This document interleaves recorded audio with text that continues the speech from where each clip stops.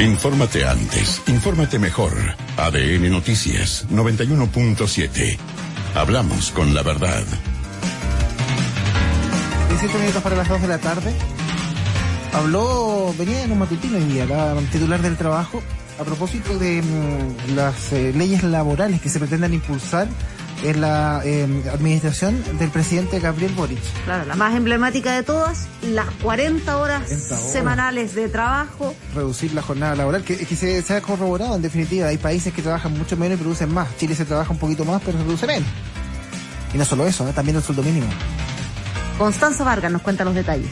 Sí, Grace, Raúl, son bastantes los temas en materia de trabajo y por lo tanto también en materia económica que están siendo discutidos en este momento desde el gobierno. Vamos a ahondar en materia de proyectos laborales, pero es relevante poner foco en la reforma tributaria, que es la prioridad del gobierno para considerar que esto les va a dar margen de recaudación fiscal para avanzar justamente en las medidas sociales que ellos se proponen. En ese sentido, se reunió el ministro de Hacienda, Mario Marcel, junto a su equipo también, con el presidente de la Confederación de la Producción y el Comercio, CPC, Juan Sutil, para discutir las prioridades y postura del empresariado. Y en conversación con Canal 13, Sutil habló justamente al respecto, valoró la instancia y se refirió justamente a la reforma tributaria, que es tema. Al respecto, afirmó que es complejo avanzar en una reforma tributaria si el trabajo de la convención podría borrar este avance. Esto fue lo que dijo.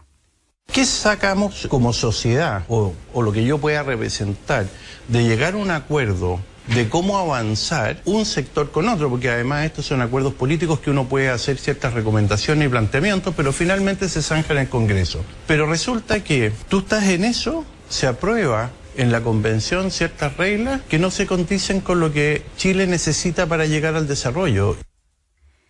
Y claro, si bien ese es todo un tema y está en discusión, se está tratando de avanzar dentro también de los ámbitos que se entrecruzan con la reforma tributaria, están los cambios en materia de trabajo que justamente ustedes conversaban.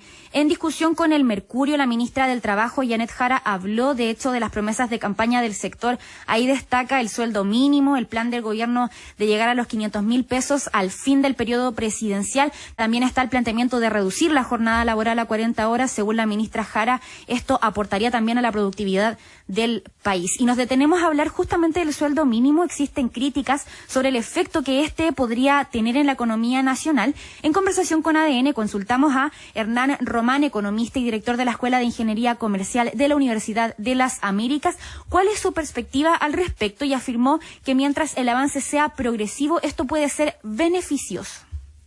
Si nosotros podemos ir moviéndonos de manera un poco más progresiva, yo creo que los efectos en el empleo son menores. Y ahí hay varias teorías por qué. Es decir, hay una teoría que también es muy interesante de los salarios de eficiencia, en el fondo, que habla de en la medida que la gente gana un poco más, se siente como más, de alguna manera, más en deuda con su empleador y se siente más motivado, se siente con menos necesidad de ir a buscar trabajo en otro lado, por lo tanto disminuye la rotación y empieza a aumentar la productividad, que es lo que a nosotros nos gustaría, en el fondo.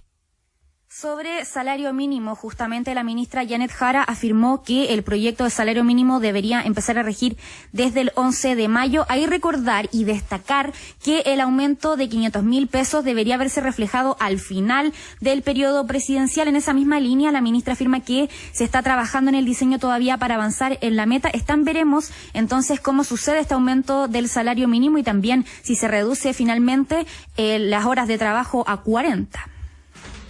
Claro, vamos a ver también de qué manera se desarrolla esto, porque es distinto una gran empresa poder ejecutar la reducción laboral por un lado y ampliar el sueldo mínimo versus lo que puede significar eso para un micro o pequeño empresario, un comerciante, que se lleva un almacenero, ¿no? De hecho, en la misma entrevista con el Mercurio le preguntan a la ministra Jara cuál es la perspectiva que tiene el ministerio respecto a la ayuda que se le va a entregar a las pequeñas y medianas empresas de cara a un aumento de sueldo mínimo. Ella dice que aún se está trabajando en eso, que aún no hay materia concreta al respecto. Gracias, Constanza.